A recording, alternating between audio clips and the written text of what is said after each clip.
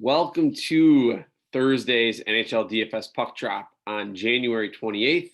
We have a 14-game slate today. Thank you, the NHL League.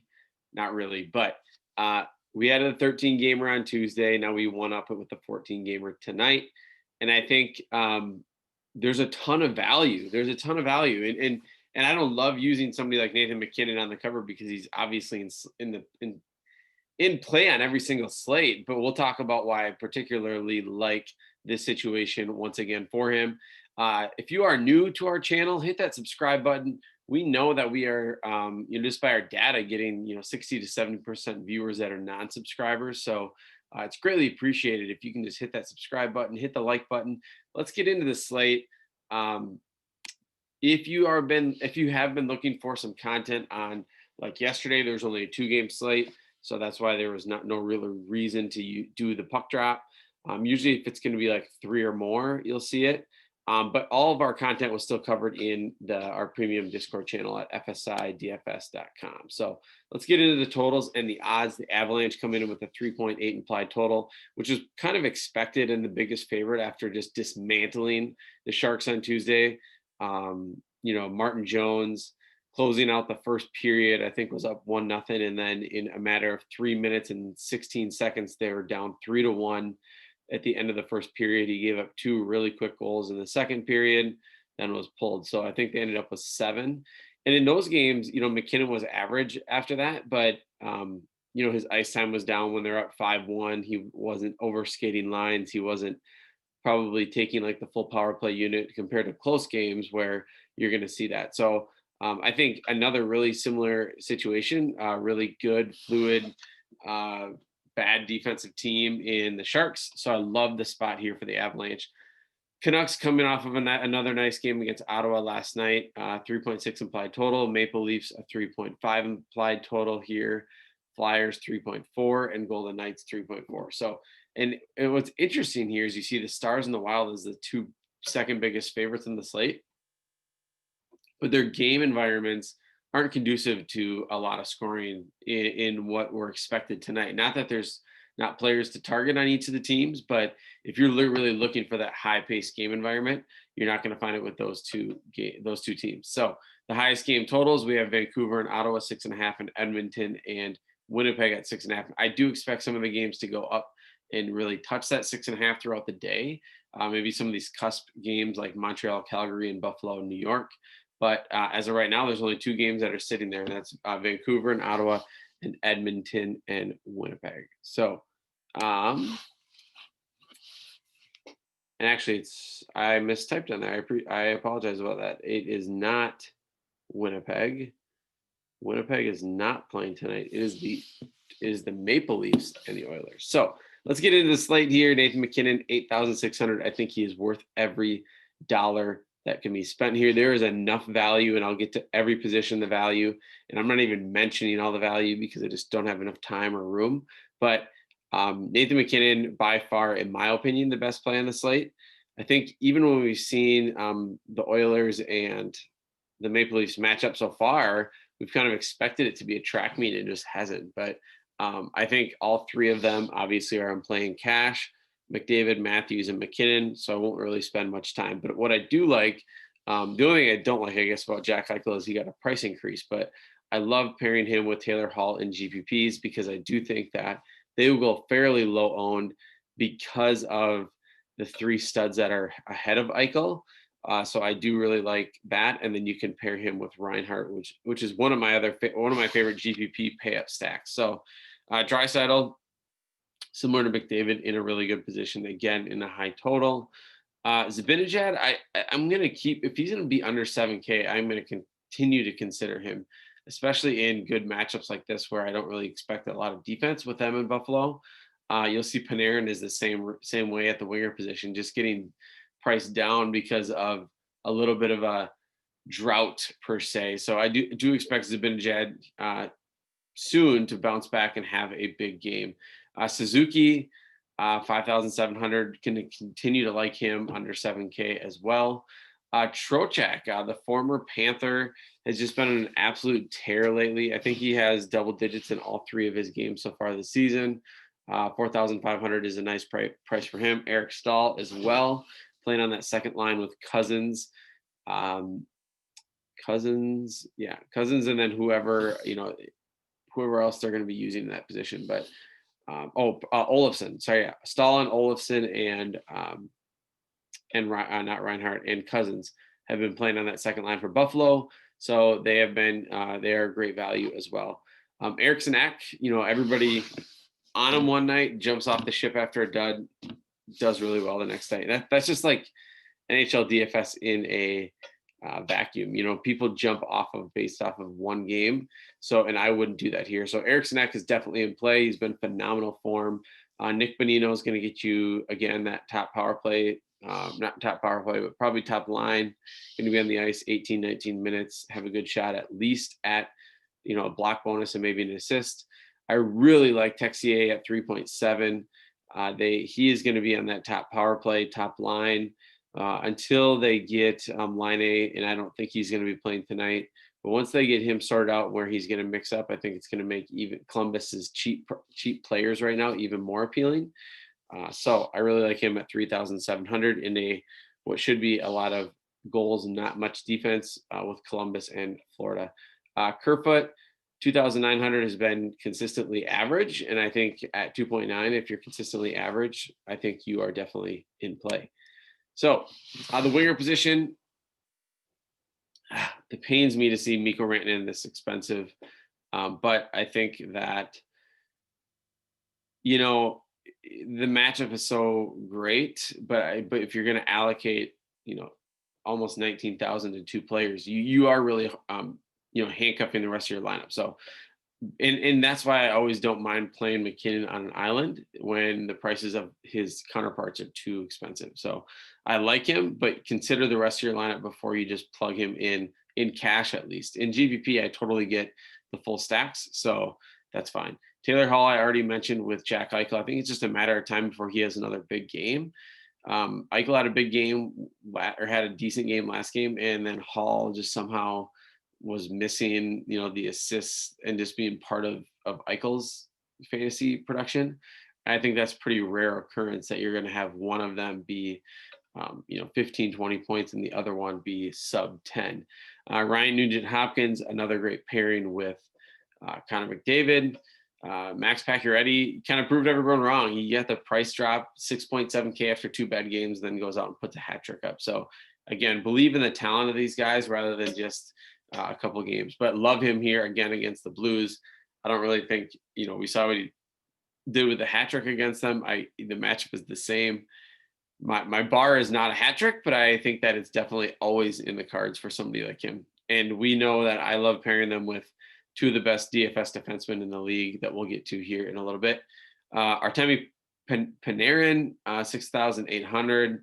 Again, similar to Zibanejad, I just think they're too cheap. Kevin Fiala, if you have been watching my content, I always love Kevin Fiala, and not just because I'm a Wild fan. Again, I think he had 6 shots on goal, 7 shots on goal last game. Still didn't have a goal in that game, but has had double digits. Has had double digits in almost every single game, if not every single game this season. And he's going to continue to get these good matchups when they are out on the West Coast, when they're playing LA, Anaheim, and San Jose back to back to back. So love him here. 6,300 is another great price tag for a phenomenal DFS offensive skater. Gallagher at 6,000 again is also going to be, probably in my player pool. He just seems right now at 6,000, maybe just a little expensive, but that also could be just because I'm so used to him being sub 6K. Patrick Hornquist did get a $700 price bump. I think he had the OT winner for Florida in the last game, but he is just going to thrive in having a more major role. In Pittsburgh, he was always rotated into the third line, but would get some first power play time.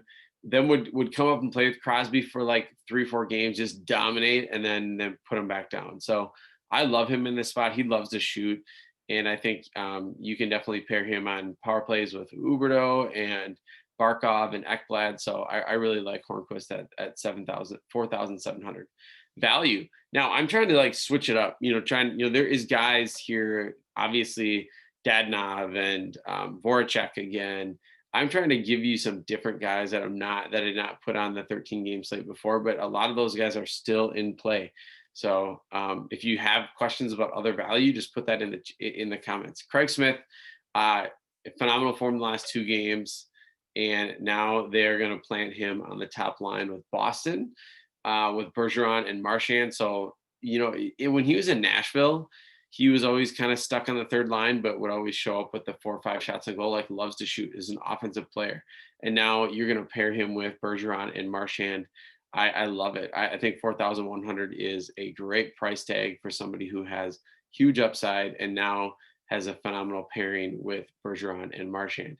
JVR, we talked about Philadelphia last game, Voracek and JVR. JVR shows up a 30-point bomb.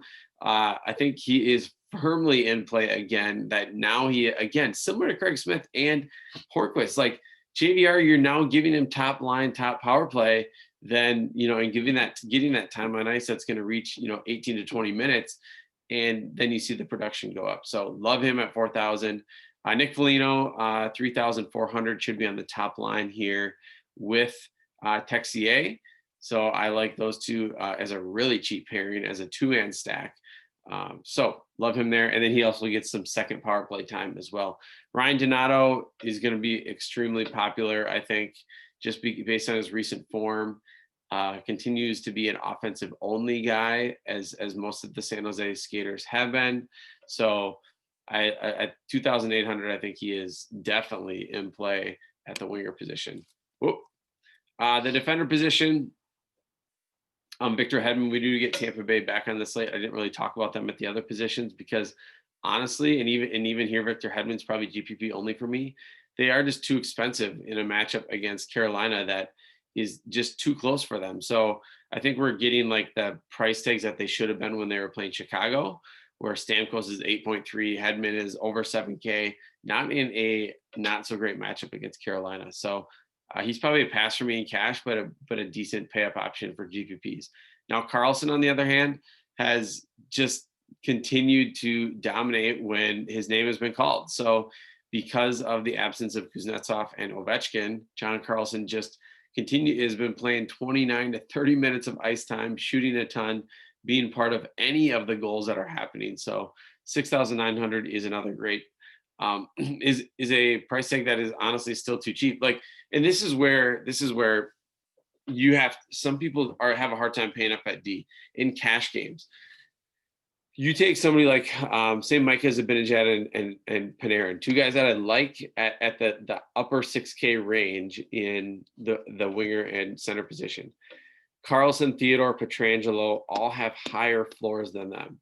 The likelihood of those three scoring double digits is much higher, in my opinion, than Panarin, Zibanejad. Obviously, Zibanejad, Panarin are guys that could easily show up with 2 goals. It's unlikely that Shea Theodore and Pietrangelo would have 2 goals in one game, or Carlson, or even getting a 3-point bonus. So they have that ceiling to them, but you'll see a lot of really sharp players use value, especially when we have really nice value at the winger position again, and then pay up at defense and use 3 defenders in cash. So just be kind of mindful of that, is that while some of these defenders seem expensive, but just they're still worth the same amount of money if you're comparing them to who you'd be potentially paying that much for at the other positions.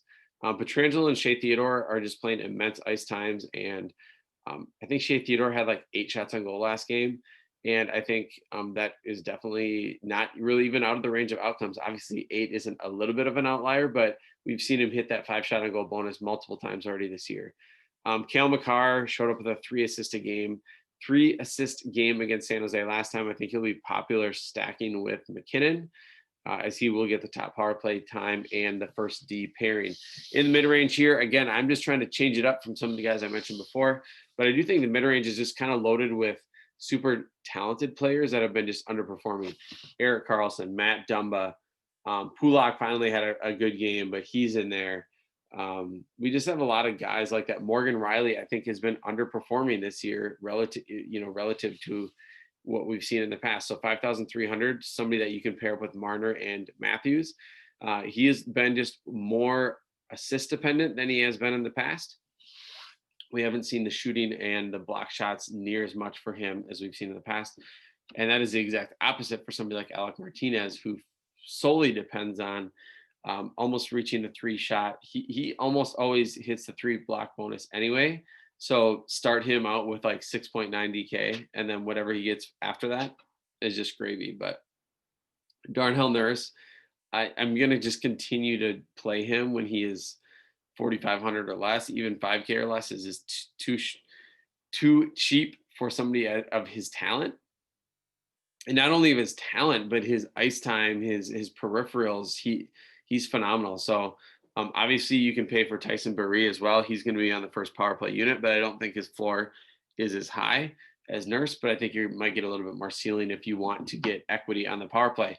So here's some again value.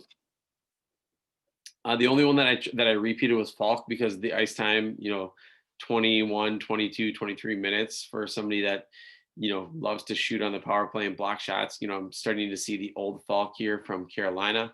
So I do like 3.6. But Justin Schultz, if you followed hockey for a while, he has kind of moved around, but was in Pittsburgh. And I think Letang was out for a while. Yeah, Letang was out for a while last year. He gets elevated up to like either the second D pairing, but got a lot of first power play time. And then he thrived. Like, he thrives in these situations where he's getting an elevated role. And we're seeing that right now with Washington. In the last two games, he's been absolutely phenomenal. He's getting top power play time with Carlson and Oshie, Backstrom, and Vrana, and he's just been a beast. So I love him at 3,300. I don't see the role changing at all in this game. He's going to get a lot of ice time. So love him at 3.3. David Savard, 2.9, is definitely more of a defensive defenseman where we're looking for block shots. He has a decent chance at that bonus. Same with Ben, who I think has been in double digits in almost every game that he has played so far with Vancouver. The ice time is kind of meh at 15, 16, 17. He's not even in the second D pairing. He just doesn't see power play time. And in these games with Ottawa, when they have 5-6 power plays, then that's, pretty hard to get a ton of ice time. K'Andre Miller, the stud rookie here for the Rangers, is finally getting the ice time. So I think he will be also a popular punt. He is getting close to that 18 to 20 minute ice time. He is on the second D pairing. We know is super talented, high draft pick, and I think will be sooner than later be closer into that 3-4K range. So this might be the last slate that you get him at 2,500. The goalie position, whether a play I tout goes right or wrong, I try not to lose sleep over the goalie position in terms of projecting these guys out, because I think if you have the cash, then you pay for Grubauer or Khudobin. Holtby, similar win equity against Ottawa, but probably a higher shot on goal percentage, as we saw Ottawa just fire a ton of shots on net last night. Darcy Kemper, I like as well. I think, he's scored in double digits. I think 2 out of the 3 games he's had so far this year that he started, but even last game when he started against Anaheim, they lost 1-0 or lost 1-0 or 2-1 or something like that. But it was an overtime loss. So I think maybe it was overtime loss, but somebody like him, I don't expect to get blown out by Anaheim. So I think if he just flips the script and gets the win, then I think he's close to 20 points. So, which I think this is a good win spot here for Arizona at home against Anaheim. Merz Lincoln's against Florida, I think is a good play as well. I think I'd prefer paying for him rather than paying up for the Florida goalie. Carter Hart at 7,800 against not against Buffalo. They are against the Devils. That's why I like them. Devils. He is on the road, but I love the spot for Philadelphia against the Devils. The Devils are not obviously that good, and 7,800 actually seems fairly underpriced. If you are not using some Washington Capital players, I do like Varlamov at 7,500 in a game that's nearly a pick 'em. He is on the road, but I do think that it is a really nice cheap price tag for somebody that is super talented. Markstrom for Calgary, they are in a matchup against Montreal. The one thing I'll say about this is that Montreal loves to shoot. And while Montreal has been phenomenal on offense, I think if Calgary can come away with a win, I think Markstrom is pushing 15 to 20 points easily, just because I think he's going to see a ton of volume. Jonathan Quick, another, as I said, mentioned before with him, he is a wild killer usually, and he should get the start here tonight. The stacks. So I tried to switch it up, and some of them I've already talked about. I could have listed again Nathan McKinnon, Connor McDavid, some of those stacks, but I wanted to do some that I didn't mention last time. Taylor Hall, Jack Eichel, and Reinhart are on the top pairing for Buffalo. I think they are a great GPP stack, and GPP mainly because of the prices of Hall and Eichel, but I think they could definitely be somebody that could win you a GPP on this slate. Matthews, Marner, and Riley, I think they're just going to go overlooked. Honestly, people are going to go to McKinnon and McDavid, I think, over them. So I really love Matthews, Marner, and Riley, and Matthews is honestly, in my opinion, I like him usually more than McDavid and Cash as a one-off, but I think these three paired up in a power play stack is really nice. Pavelski, Gurianov, Klingberg, and Heiskanen. That would be a power play stack that I would like. Unfortunately, Pavelski and Gurianov are not going to be skating together. And you want to watch the lines for Dallas, just because if Hintz is out, if Radulov, just we want to monitor them because they might actually have a lot of value. Because I think yesterday, like Dowling at center, who's like min price, skated with Gurianov. So just be paying attention to the line rushes. I couldn't leave off this value stack of Voracek, JVR, Hayes, and Provorov. Like they went a ballistic last game, and I think they're still underpriced here. So love them as another stack. And then I really like this stack. Texier skating with Bjorkstrand, and then you add Werenski on the power play, and then you could also add in Domi and Cam Atkinson. That would be the full power play stack. You probably don't need all five, but Texier and Bjorkstrand going to whenever I can find the correlation on the even strength and the power play, that just for me just bumps it up another couple points, and more of a reason I want to stack somebody like that. So thanks a lot for listening, guys. Again, throw any comments, feedback, questions, anything in the chat. I will be actively checking them and making sure I get all your questions answered. Also, if there's any like big news, somebody's out or a new value pops up, also come back to the video, because I've been just posting in the comments when I see some massive value come up, like when we had Middlestead scratched in the last game, which elevated Cousins, and then Cousins ends up scoring a goal. So make sure you are checking back. Feel free to check back this video later throughout the day and see if there is any news or any updates. Otherwise, hit that subscribe button. Let's crush this 14 gamer. Also, if you're looking for showdown content or any of the other smaller slates or tiers, get into our Discord channel, and I will have all those covered for you for today's slate. Thanks a lot.